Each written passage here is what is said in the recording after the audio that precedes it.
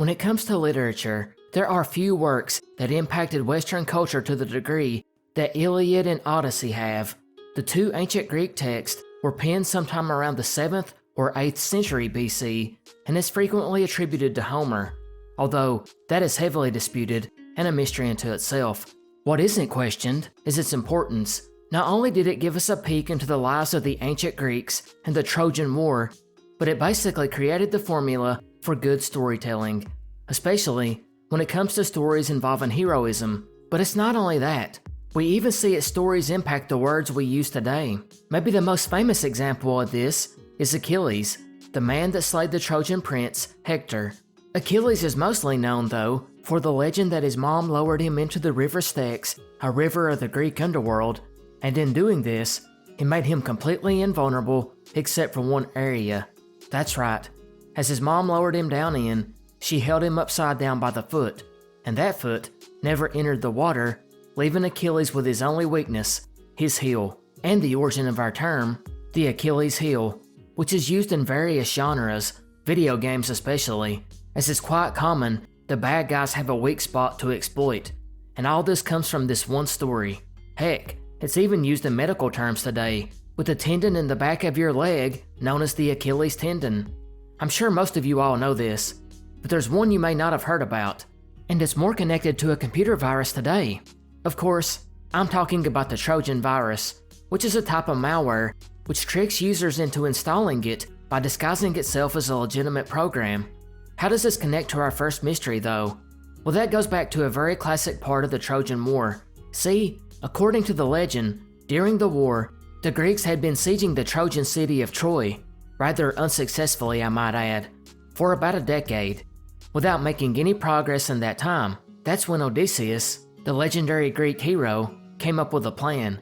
He ordered a huge hollow wooden horse be constructed and left back at the camp. This would take about 3 days, and after it was constructed, a select group of soldiers went up into this giant horse on wheels and hid. This included Odysseus himself. While that was going on, the Greeks would make it very obvious they were heading back to the shore, where they would get on their boats and, looking very defeated, sailed away. This, of course, excited the Trojans, who had been sieged for 10 years at this point. They couldn't believe the Greeks, who seemed demoralized on their march back to the ships, had finally given up. After seeing the coast was clear, the Trojans would finally open up the gates for the first time in years. They left the walls of the kingdom and made their way to where the Greeks had been staying. It was here they found the wooden horse, as well as finding one man standing outside of it, whose name was Sinon. Apparently, in the Greeks' haste to retreat, they simply abandoned this soldier, or at least, that's what he was able to convince the Trojans of.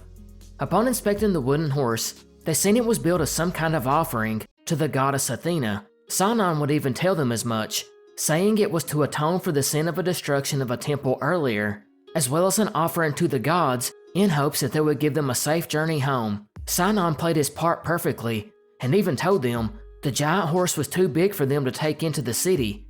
It was like he was tempting them to try.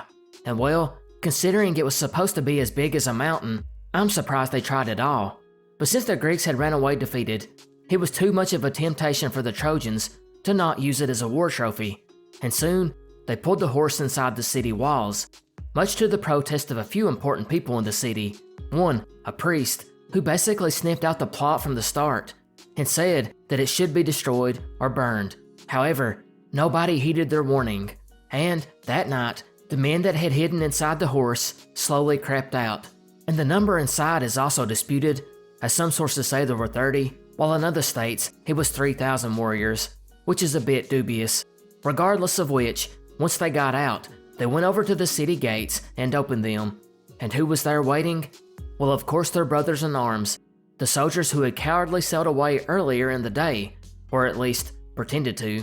They had now came back under the cloak of darkness. Odysseus and his men began to destroy the city, and the war was won. It's a classic story, and one I learned in school at a young age, and I'm not sure if it's still taught these days, but I imagine most of you had a general idea about it. But the mystery is pretty simple, and it's one that's been debated for a long time, and that question is, did this really happen? The problem with this one is, it's a smaller mystery of a much bigger one, which is, did the Trojan War even happen? That's one that could take up a whole video by itself, but we won't dive into it too much. I'll sort of summarize it, and then we'll take a look at the Trojan Horse mystery itself. Basically, as far as the war goes, Greek mythology puts it happening around the end of the Bronze Age, around 12th century BC. It was then recorded between the 9th and 6th century BC in the stories of Iliad and Odyssey, although many other Greek epic poems tell side stories that are considered part of the main story. As far as to how factual it is, well, most of the earliest Greeks absolutely believed it was a real war. However, a good portion of these did think that Homer, or whoever wrote it, greatly exaggerated some of the key parts of the story. But as we fast forward from BC to AD, doubt began to creep in, as some speculated in the 1st century that there was no real evidence of who had won. But there probably was a war.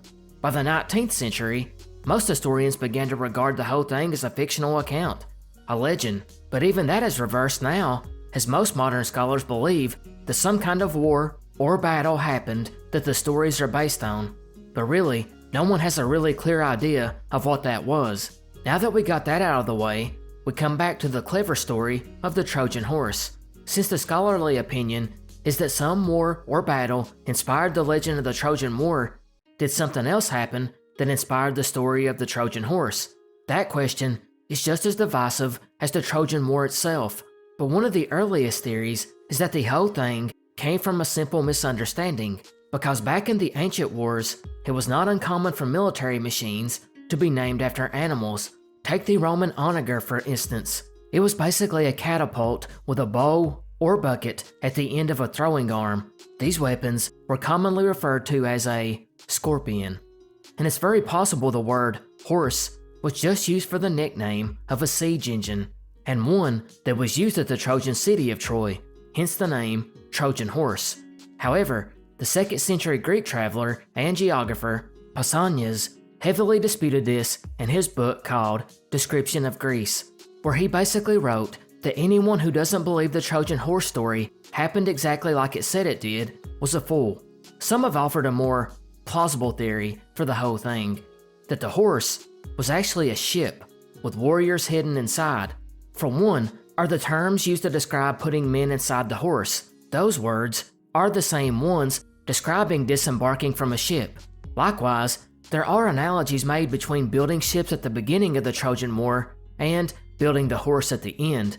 Not to mention, in the Odyssey, ships are called sea horses, at least one time.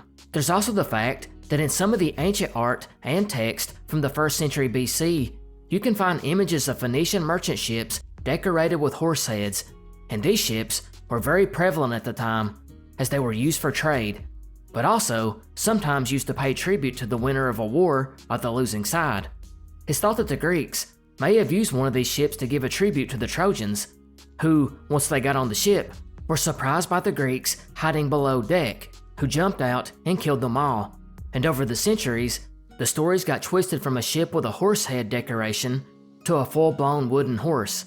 There's also a lesser believed theory that the Trojan Horse story was nothing more than a metaphor for a very destructive earthquake which caused a lot of damage to the city of Troy and its walls, allowing the Greeks inside. In this theory, we turn to Poseidon, the god of horses and earthquakes. And for what it's worth, archaeological digs have found evidence that suggests Troy was heavily damaged by the earthquake. But the big problem with this one is, Poseidon was also supposed to be the god that built the walls of Troy. And you would think one of these stories would explain why he chose to destroy what he had constructed. Finally, the last theory suggests that although some parts of this war are clearly exaggerated, the Trojan Horse was a real event. In fact, analysis has been done on the feasibility of building the giant structure, and for what it's worth, scholars have found that it could have easily been constructed by someone with the proper know-how. Likewise, Troy, the city where all this took place, had long been believed to be fictitious until its rediscovery in the 19th century, which means the Trojan Horse story could be real, and there just hasn't been archaeological evidence found of it yet. January 9th, 1918, Norfolk, Virginia. The USS Cyclops would depart into the sea, taking along with it 10,000 tons of coal, which was taken to its destination of Rio de Janeiro. The ship and its crew would arrive close to 3 weeks later on January 28th. It's here they would stay for 2 weeks while cargo was being unloaded, and then 11,000 tons of manganese ore would be loaded back onto the ship to be taken to Baltimore. So with all the cargo loaded and unloaded, the 300 plus crew, along with the captain, George Worley, would depart on February 15th, with only one stop planned along the way, that of Bahia, Brazil, where the crew would land a few days later on February 20th. It's here the men would stay 2 days, presumably restocking some supplies and getting rest, and then departing again for the longest leg of the journey, which would be about 1,800 nautical miles, and would take them until March 13th to reach. However, on their way back, the crew and ship would stop at Barbados on March 3rd, something that was unplanned, because the water level was found to be over the load line, which of course meant the ship was overloaded. However, once they got to shore, an investigation found that everything had been loaded correctly and everything was secured properly, and they were given the okay to move on. They would do so the following day, heading back to Maryland. But when March 13th came and went with no sign of the ship, people began to fear the worst. News traveled much slower back then, but it only took a month for the American newspapers to start covering the story of the lost ship USS Cyclops, which they had only gotten information about due to the fact that the US Navy had made the announcement. Within 2 more months, the Assistant Secretary of the Navy, Franklin Roosevelt, would officially declare the ship lost with all of its crew. It was the largest loss of life in the US naval history that did not involve combat. Maybe. And of course, many of you listening will say it's pretty obvious what happened. The ship sunk due to carrying too much weight, and you might be right. But it's not that simple. There were a lot of strange things in this one that might indicate it was not the accident that it seemed. The first major line of speculation revolved around Captain Worley himself. See, one officer, a Conrad A. Nervig, had actually been on the Cyclops with Worley, and when the ship landed at Rio de Janeiro, he transferred off the ship and onto another. He would be 50 plus years later in 1969 when he would write about his time aboard the ship, which apparently was plagued with issues. Worley was described by Officer Nervig as gruff, indifferent, and eccentric. For example, he would sometimes make his rounds wearing just his long underwear and a hat.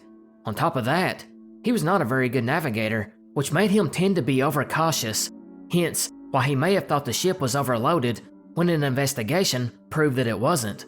But the worst part was, he was disliked by his men and officers. One moment in particular really drove a wedge between them, when an incident occurred that involved one of the engines starting up, causing the propeller blade to rotate. Unfortunately, one of the men were down in the water on a smaller boat, and the turbulence from the sudden movement knocked him overboard and he drowned. This caused the rest of the crew to become demoralized and hated Captain Worley, although it's not sure if he was the one totally at fault for it. But that would not matter, since things had already been tense because Worley often brutalized the men over the most trivial offenses, and that's not counting the berating and cursing of his officers, or even resorting to violence. He even chased a junior officer around the ship with a gun. Incompetence is one thing, but could there be more at play here? That brings us to the second theory involving Captain Worley, or should I say, Johann Friedrich Wichmann, who was born in Germany and had a pretty checkered past. See, once America entered World War I, they actually took the Cyclops, which was just another merchant ship at the time, and made it part of the US fleet, along with the men on board who were considered part of the Navy, and their task was to continue bringing the ore from Brazil to make munitions. And right around the same time, the German Navy was known to use submarines in the West Indies, and considering Captain Worley, or Johann, had immigrated to the US and worked his way up on merchant ships by bringing in illegal goods such as opium, he didn't have the best reputation. And because of the timing, he just happened to end up in charge of a US naval merchant ship, and this was in spite of the fact that he was widely seen as being pro-German.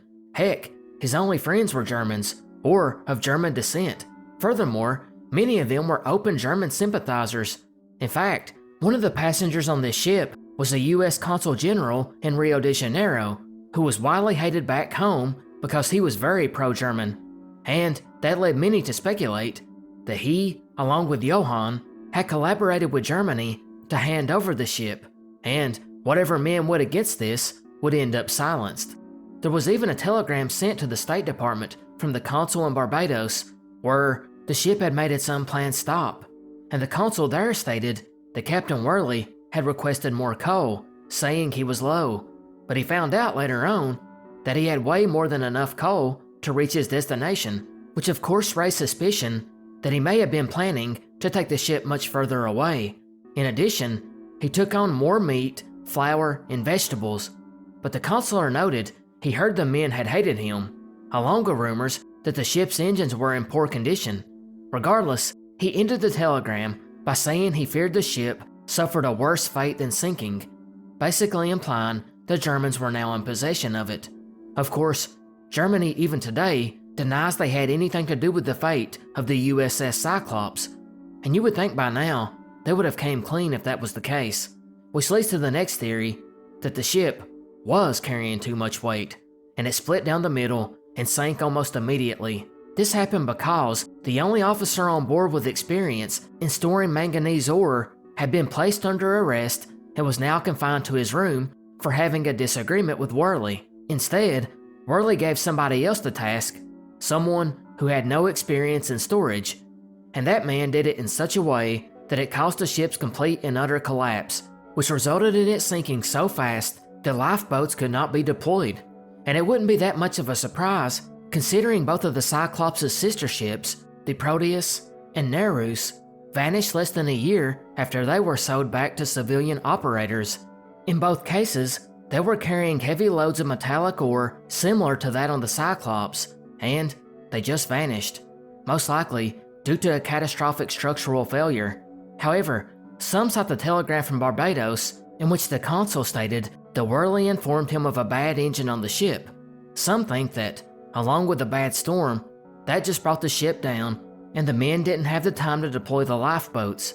There are smaller, less believed theories as well, such as the ship's ill-fated gamble to sail through the Bermuda Triangle, which of course is supposed to be cursed, or whatever, ended with it sinking due to unexplained phenomena, or maybe due to a kraken pulling the ship under, or a mutiny which then saw Captain Worley killed and the ship scuttled somewhere and the men lived out their lives somewhere else.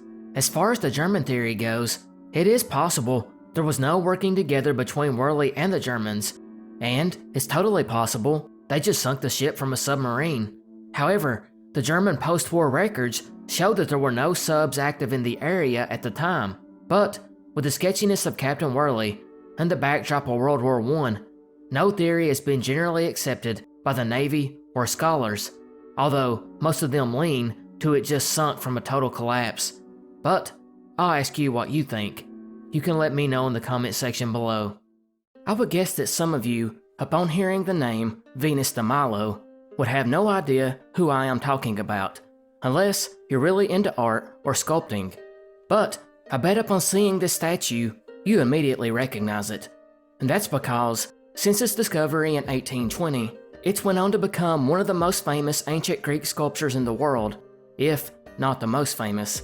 It was most likely created by a wandering artist named Alexandros of Antioch, sometime between 130 BC and 100 BC, although that is not for sure. And it's believed that the woman is the Greek goddess Aphrodite, the goddess of love, although some dispute this and claim it's the sea goddess Amphitrite, while others suggest different goddesses altogether. Regardless, the piece is captivating, and contrary to what you might first assume, it is actually a little bit over 6.5 feet tall. The figure stands with her weight on her right leg, while her left leg is raised and left foot is missing, and her head is turned to the left, while her bottom half is cloaked behind drapery, and her torso is bared to the world. The face is detailed as well, showing lips which are slightly open, while the eyes and mouth are small. The statue was obviously meant to be viewed from the front, since the backside shows way less details. As mentioned, it was found in 1820 by a Greek farmer whom I assume was plowing a field. Just by luck, a French sailor was nearby at the time, and he witnessed the discovery and encouraged the farmer to keep digging to find what else was there. And, as they say, the rest is history. Now, having said all that about this wonderful piece of art, there's one glaring question that, if you're like me, you never thought of before. Where the heck is her arms? That, my friends, is the mystery. For the longest time, I've always believed the statue was purposely built this way, and I don't know why I thought that, because as detailed as it is, you would think there's no way he would leave the arms off intentionally. But, considering they were not found with the rest of the statue, what happened? And what did the original statue with the arms attached look like? Going back to the discovery itself doesn't reveal much in the way of clues. We know in the original discovery, there was a fragment of an arm found, as well as a hand with an apple, along with 2 herms. You know, those sculptures where the head sits on a squared lower section. There were also 2 other arms and a foot with a sandal found later on. Yet, other than the hand with the apple in it and that left foot, none of these seemingly go with Venus, which makes it all the more odd. But one reason this might be is because of the spot that it was found in. It's suggested, although not proven, that the whole site was a lime kiln, and these other fragments had no connection to the Venus, while others suggest that all the pieces found here, including the Venus, were in this location because it used to be a gymnasium. Regardless, in either case, the arms have never been found. And we'll take a look at that part of the mystery first. Ever since it has been discovered, the legend has stated that the arms had been ripped off shortly after its discovery, because at the time, the island of Milos belonged to the Ottoman Empire, and not only were the French sailors visiting the island at the time, but Turkish sailors were there as well. And when the Turks heard about the discovery, they tried to take it back from the French, who had helped with the excavation. And in true Looney Tunes fashion, the 2 sides began to tug on the statue until both arms broke off. However, scholars have long dismissed this crazy story, and instead insist the arms were missing long before the body was found. But if you remember, there were pieces of arms found in the area during the excavation, and these arms had long been believed to not be connected to the Venus. And because of that, when all the parts were shipped to the Louvre Museum in France, the curator took them out and destroyed them because he had been told they were not connected. But now scholars wonder if they might have been the arms all along. But because of this, we'll never know. Then we move to the next theory, which is the arms were stolen a long time ago. And you might think this would be one of the lesser possibilities, since the arms without the statue would be worth way less. Or would they? See, if the arms were made out of something more valuable, it could totally make sense. And it's been suggested that maybe she had golden arms, or silver arms. If that is the case, then it would explain why those parts are missing, because more than likely they were melted down and sold. Another theory is that the arms simply broke off and were put into storage somewhere, or they were transported somewhere, and once they become separated from the statue itself, they were eventually thrown away or destroyed. Others believe that for whatever reason, Alexandros of Antioch did take them off after he created the sculpture. Was this because he thought it looked better without them? Or did he never put them on to begin with? As far as the pose she was in, that is the next mystery, and there are many suggestions. Some believe she was standing next to a warrior with her left hand grazing his shoulder, and then the same statue was taken and put somewhere else before it was lost. Or maybe she was indeed holding that apple, which many say symbolizes the golden apple from the Greek mythological story, Judgment of Paris. Or maybe it was a mirror, or laurel wreaths, which she clasped on too tightly while reaching down with the other hand to catch her falling drapery. If the sculpture was originally with a warrior, then she too may have even held a shield, which would have been supported on her thigh. Some even believe she was holding a shield which she was looking into as a mirror, and going down the warrior route, it could have been a bow or a sword. Maybe even she symbolized victory, while others suggest it was nothing more than a mother holding a baby, or just a woman leaning up against a pillar. And finally, one of the more modern theories has suggested that it is the recreation of a woman spinning thread, something that was central to women in ancient Greece, holding a spindle with fibers in the left arm and a drop spindle in her right arm. But I'm curious to hear what you all think. What was her arms originally doing? Let me know in the comment section below. In 1431, King Sigismund of Hungary would do one act that seemed insignificant at the time, yet led to one of the most famous names in the genre of horror, because he would induct a little-known man, a war hostage, Vlad II, into a knightly order known as the Order of the Dragon. This made Vlad become known as Vlad Dracul, which was the old Romanian word for dragon. But it's Vlad II's son, Vlad III, that would become the prototype for that famous name in horror. And you know who I'm talking about, Count Dracula of Transylvania. Now, how much Bram Stoker actually drew from Vlad the Impaler is debatable, but he did choose the name Dracula because he thought it meant devil. Regardless, as time wore on, Vlad II finally made his way out of the bonds of being a prisoner of war, and he found his way to the throne of Wallachia, which is located in what we know as Romania. And that's really when our mystery begins, because one day, Vlad II, his son Radu, and the man of our mystery, Vlad III, were called out to a meeting with the Sultan of the Ottomans, the most powerful country in the world at the time. But this meeting was actually a trap, in which all three were taken hostage. But eventually, their father, Vlad II, was released, while his sons were kept hostage. This was somewhat typical in those days of diplomacy, as it provided a way to keep the leader of another country in line, since they would not want their children being killed.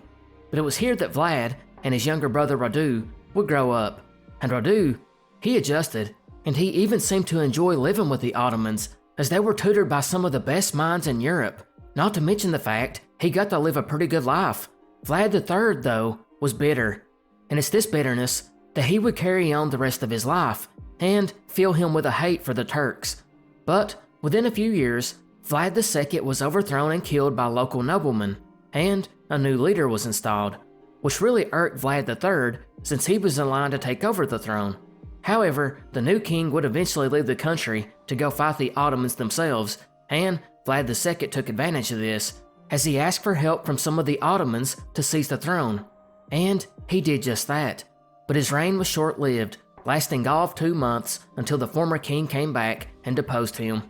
Vlad would disappear for 8 years after this, and records about him are pretty bare. But at some point after this, he would come back into the picture again. This time, he stopped asking the Ottomans for help to get the throne and began calling on Christian Europe, specifically the Hungarian king. And it worked. With a group of Hungarian and Romanian mercenaries, he took the throne. He even killed the nobleman that ousted his father, and in true movie fashion, he even slayed the man that killed his father. And still burning with hate, his first orders of business was to stop paying tribute to the Ottomans, which had kept a much smaller Wallachia at peace with the Ottomans. It's really hard to describe how brave this was, because the Ottomans were extremely powerful compared to Wallachia, but Vlad didn't care. After sticking it to the Ottomans, he then turned on the other nobles, killing them for causing so much instability in Wallachia, which caused leaders to change constantly. He did this by impaling them, about 500 of them. This is where he got the nickname Vlad the Impaler, or at least, that's what we're told. It's important to remember that many of the pamphlets circulating Europe telling these horrid tales of Vlad were actually written by his enemies, so it's unsure just how much of it was propaganda. But there would be more stories. At some point, Saxon merchants would arrive to do business, and eventually, they had a dispute with Vlad, and it probably didn't help that at one point, they had been allied to the nobles that Vlad hated. And you can see where this is going, because he ended up putting them on stakes and impaling them. But it got darker, because a group of Ottoman envoys arrived to talk with Vlad, to tell him that the Sultan demanded he come to see him, after Vlad had not paid tribute in 3 years. Vlad asked these diplomats to remove their turbans first before they talked, but they would not, citing religious reasons. So Vlad commended them on their dedication to their faith, and had their turbans nailed to their head so they never had to take them off again. Or at least, that's what the legend says. But the cruelty wasn't over, because Mehmed II would enter the story. The Sultan famous for taking Constantinople and bringing an end to the Roman Empire. He was not only fed up with Vlad's refusal to pay tribute, but because Vlad had ordered attacks on Ottoman territory and had massacred tens of thousands of Turks. So the Sultan went on his way to the capital of Wallachia with an army of 150,000 men, with the goal to kill Vlad and install his brother to the throne. Vlad had escaped to the mountains though, and he came up with a great plan while he was there, one that would have changed history if it had succeeded. Vlad and his men would actually sneak into the Ottoman camp to find Mehmed in order to kill or kidnap him. Because of the Ottoman structure, it's very likely that if this had succeeded, the Ottomans would have collapsed or entered into a civil war, leaving Vlad with the victory. But they end up raiding the wrong tent and found one of the Sultan's advisors instead, so they snuck back out. But it was after this that Mehmed would make it to the capital of Wallachia and was horrified to find about 20,000 stakes with the carcasses of executed people. Some had been up so long that birds had made nests in the entrails. However, time was running out for Vlad. Although he had won 2 victories on the battlefield versus the Turks and his brother, his countrymen were getting nervous. They knew their luck would eventually run up, and with his brother paying off the nobleman, it was over for Vlad II, at least for now. It was at this time that Vlad would be captured by mercenaries acting upon the command of the Christian country of Hungary, who seemed to take him in on false charges, with the real reason being to just keep the Ottomans from getting him. His brother then took over the throne, and Vlad's history disappears again for about 13 years, until his brother would die on the throne, and Wallachia caught up on him again, and he got the throne. But, like the first time, it didn't last long. He would soon go to war with the Ottomans again, and the following year, he and his small group of soldiers were ambushed and killed. And here's a big part of the mystery. No one is sure what happened. One source claims his army was cornered and destroyed by Turkish forces, possibly after someone from within betrayed him and told the Turks where he was at. Another source says that a Turkish assassin, who was in disguise, snuck into his camp and killed Vlad, while another source says that Vlad himself had dressed up as a Turk as part of a ruse, but the only people he ended up tricking was his own men, who mistakenly killed him. Some sources claim afterwards that his head was cut off and sent to Mehmed II, where it was put on display in Constantinople. But it gets even more mysterious, because no one knows where he was buried at, if he was. The traditional story claimed that he was buried at the monastery of Snagov, where an unmarked tombstone was said to be the grave of Vlad II. But an excavation in 1933 found there was no tomb there, although a headless skeleton was found nearby later on. Another theory suggests that he was buried at the Kamana Monastery in Romania, since this is nearby where the last battle took place. However, a body has not been found there either. But considering the Turks were said to have cut him into pieces after he died, it's not even sure he ever got a proper burial, just like it's not sure how brutal he was. When compared to other rulers at the time, his deeds seemed about on par with everyone else. In fact, he had only learned about impaling his enemies through the Ottomans, where he had grown up, and witnessed it firsthand. Although, it was said that he found ways to make it more excruciating. Regardless, his name was so smeared by propaganda, we still don't know if he was really that evil, or not much different than any other ruler. Likewise, we don't know how he died or where he was buried. And even crazier, he is still more connected to Dracula, the vampire, to whom may have not even been based on him. 1307, in the canton, or state, of Uri, Switzerland, a man would stroll into the town square of Altdorf, and this man was widely hated in the area, because he had been put in charge of Switzerland at the time, at the behest of the very powerful House of Habsburg, or House of Austria, one of the most important dynasties in European history. Now this man's name was Albrecht Gessler, and he was very brutal to the locals. In fact, he took pride in it, and on this day, he would strut into town, take his hat off, and put it atop a pole standing in the middle of the market. And then, after his guards blasted their trumpets, he set out an order to all the local townsfolk that when they come across this hat, they had to stop, take their hat off, and bow in front of it. Again, this was really just a way to stick the thumb in the eyes of the locals. But unfortunately for Gessler, he would meet someone who was not afraid of him, and that man's name was William Tell. William, a stern and sturdy bearded man, would make his way into the town square one day not long after this proclamation was given, and he would not bow. He refused to. Actually, when he was told he must, he actually folded his arms and laughed at the ridiculousness of it all, and walked away. But of course, this would make it back to Gessler, and he was pretty upset by the blatant disrespect shown by William, and maybe a little scared. See, not only did it look bad on Gessler, but the action could actually encourage other townsfolk to disobey as well. And then that could get out of control and spread to other towns, and then over the whole country, and before long, the country would go into rebellion against him, which of course would not make the Habsburgs happy. So really, he was left with only one choice. William Tell had to be punished, and he knew the perfect way to do this. See, William had a reputation for being an excellent hunter, and he was an expert with his bow and arrow. And Gessler, of course, knew this as well, and he planned to use it against him. He soon sent men to get William and to bring him back, along with his son Walter. Once they got back to town square, Gessler placed an apple on Walter's head and told William to shoot the apple off with one of his arrows, at 120 paces away. William was terrified, like any parent would be, and begged Gessler to not make him to do this, because although he was a good shot, he could not risk his son's life. Gessler not only ignored his pleas, but he increased the danger, and told him if he failed to shoot the apple off, Gessler's men would kill the boy in front of him and then kill William himself. However, he would let both survive if he could shoot it off. William, being stuck between a rock and a hard place, only had one choice. He pulled the bow up and took aim. Walter, meanwhile, was pretty confident in his dad's ability, and he did not show fear. So William pulled the string back, focused, and let go. The arrow soared through the air and hit the apple right in the middle, carrying it a few feet away. Soon, the townsfolk began to cheer, and Gessler could not believe it. William then turned, put his arm around the boy, and began to walk away. But as soon as he took another step, an extra arrow fell out of his coat and hit the ground. Gessler, already upset, yelled, "William, why do you have a second arrow?" William at first stated it was out of habit, but Gessler suspected he was lying, and promised he would not kill him if he would tell the truth.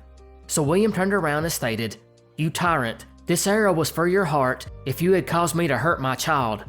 Of course, Gessler didn't kill him since he told him he wouldn't, but he did arrest him and had him taken to a boat, which then set out across a lake to take William to a dungeon where he would spend the rest of his life, telling him he would never see the light of sun or moon again. But luckily for William though, a storm was rolling through, and since he was an experienced sailor, the crew let him take over the ship, and William of course had no intention on selling himself towards a dungeon, and instead escaped and swam away to the shore. But he knew once he got there that Gessler and his men would eventually make it through the storm and begin to look for him. So he took off into the forest and mountain passes, going about 20 miles into the wilderness.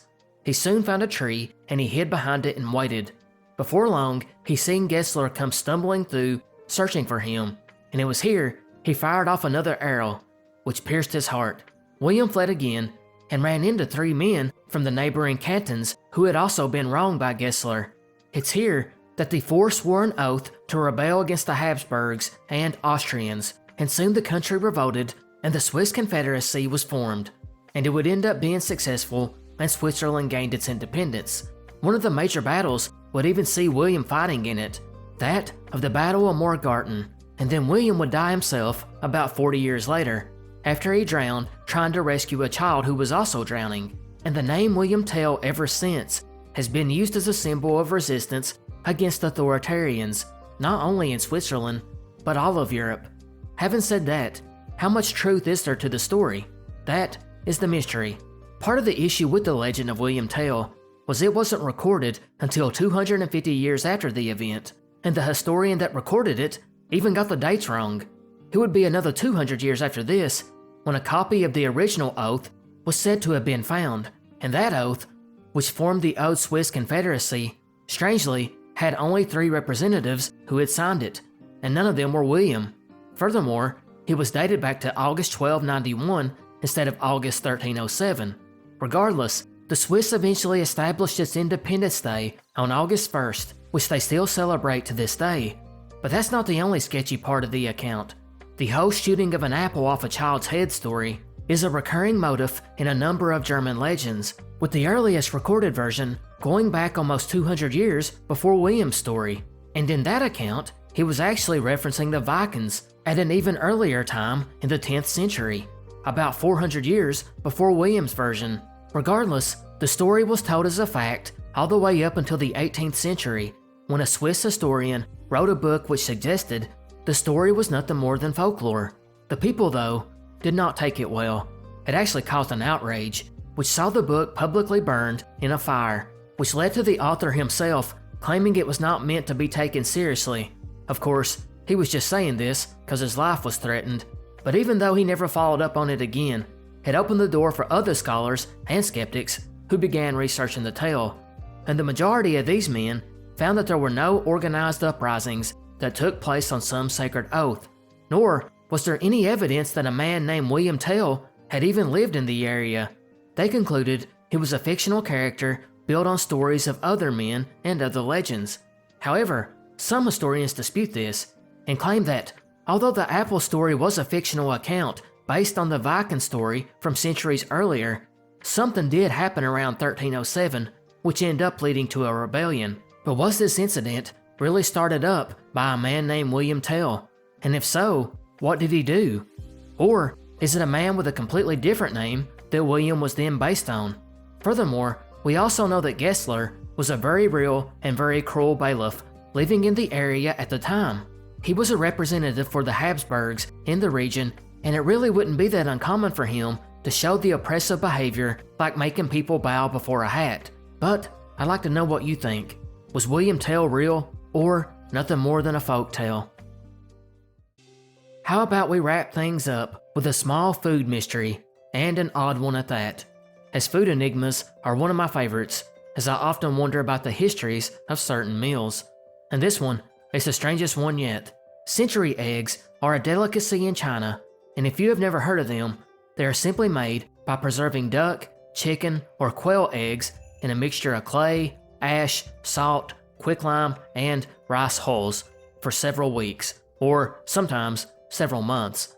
Although, sometimes they are also made by using a strong black tea, lime, salt, and ashes, and letting them set a few months. Regardless of which way you make them, the interesting part is what happens during the waiting of several weeks or several months, because the yolk will begin to turn a dark greenish gray color and then develop into a creamy consistency, while the egg white will turn to a dark brown and look almost jelly-like. They are said to have a rich, earthy taste and sort of similar to a creamy brie cheese, except with salt. That is, if you can get over the smell, which is said to resemble ammonia, earning the nickname horse urine egg, although no horses or urine is involved. But it dates back around to the 15th century, maybe even as far back as the 13th century. And the mystery, of course, is how in the world was this conceived? Interestingly, there are a few traditional tales when it comes to this delicacy. The first account is that of a homeowner in Hunan during the Ming Dynasty, who found some duck eggs in a shallow pool of slaked lime, which he had been using for construction on his home just a couple of months before. Being brave, he decided to take a bite and liked it. Because of this, he would set out more eggs in the lime and waited a couple more months, and this time he added salt to them, and he brought the world century eggs.